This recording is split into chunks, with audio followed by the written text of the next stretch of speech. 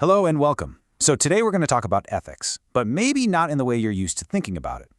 We're going to get past the simple do's and don'ts and really dig into what it means to do ethics in our messy, complicated real world.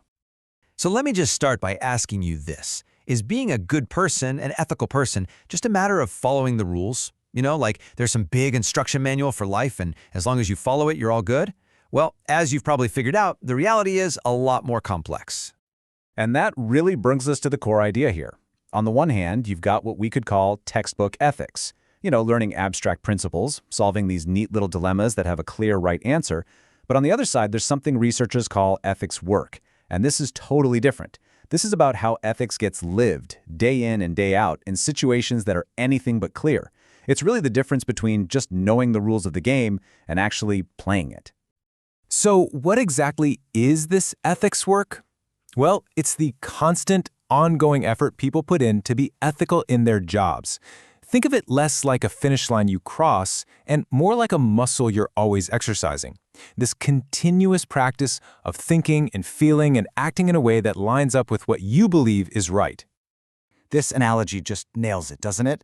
Learning textbook ethics is like reading the official rule book for basketball. You can memorize every single rule. But ethics work, that's being on the court, with the clock ticking down, making split-second decisions, and reacting to a play you've never seen before. That's where the real skill is.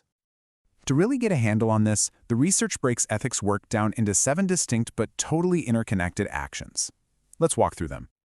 Okay, first up, it all starts with what's called framing work. It's pretty much what it sounds like. It's like putting a frame around a picture. You decide what you're going to focus on, what's important, and what's just background noise. For instance, check this out. A social worker in Peru was dealing with a child who desperately needed health care. The administrators, they framed it as a simple insurance problem. The rules said the child was ineligible. End of story. But the social worker, she completely reframed the situation. For her, this wasn't about insurance. It was about the child's fundamental right to health. And that one change in framing changed everything. Number 2 is role work. This is about consciously choosing what hat you're going to wear in any given situation. Are you going to be an advocate, a neutral observer, a supporter? That choice you make actively defines how you're going to act. And of course, in our case, the social worker in Peru didn't just passively accept her role as a rule follower. No way. She actively chose the role of an advocate. She decided her job was to fight for this child, even if it meant pushing back against the system. Third, and this is a big one, there's emotion work. Because let's be real, ethics isn't just some cold, logical process. It's messy and it's tangled up in our feelings, managing our own reactions, like guilt or anger, and trying to respond skillfully to the emotions of others. A case from the UK gives us a great example. A student social worker was helping an asylum-seeking family. She felt this pang of guilt when the mother started treating her like a friend, not a professional. The student had to manage that feeling of guilt, that awkwardness, while trying to maintain a professional boundary. That internal struggle, that is emotion work. Number 4, we've got identity work. Now this one goes deep. This is the effort to define your ethical self. It's where you ask those really hard questions. What kind of professional do I want to be? What are my non-negotiables? And wow, the Peruvian social worker just said it perfectly. She said, "This case struck at the heart of my professional identity." For her, this wasn't just about bending a rule. It was about who she was. Her entire professional identity was on the line.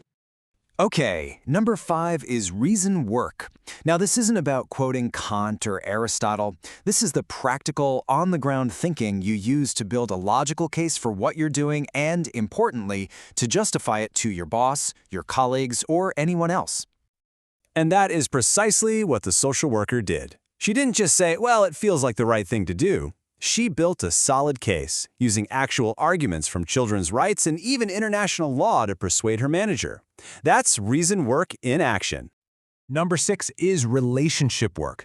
This is so crucial because ethics doesn't happen in a vacuum, right? It happens between people. So this is all about the hard work of building trust, showing care, and creating real understanding. It's the human connection piece of the puzzle. If we look back at that UK student, her relationship work got incredibly complicated. She had built this amazing, trusting connection. But when the mother started to see her as a friend, it created a whole new ethical problem to solve. Navigating that relationship was the work. And finally, number 7, Performance work. This is all about making your ethical process visible. It's about showing other people, your clients, your colleagues, that you are being thoughtful, that you are trustworthy, and that you are reflecting on your actions. And in a way, the fact that these professionals even wrote about their experiences is a form of performance work. They are literally demonstrating to all of us how they thought through these tough situations, how they wrestled with them. So, okay, we've got these 7 actions. But here's the key.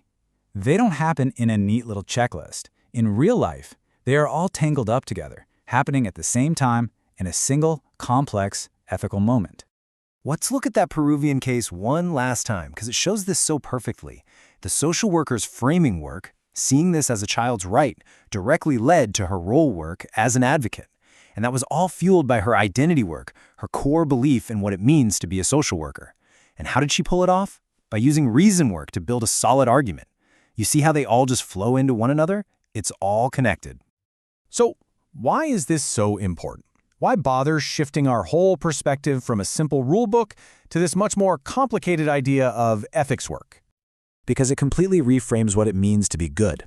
Ethics work shows us that being ethical isn't some final exam you pass once and you're done. It's a continuous, ongoing activity. It puts humanity, relationships, and self-reflection right at the center of the story. And ultimately, it tells us that a truly good professional isn't just someone who has memorized the rulebook, it's someone who actively and skillfully does the work of being ethical day in and day out. And that leaves us with a final question to take with you into your own life. Where are you just following the rules, and where are you really rolling up your sleeves and doing the messy, complicated, and deeply human ethics work? Thanks for joining me for this explainer.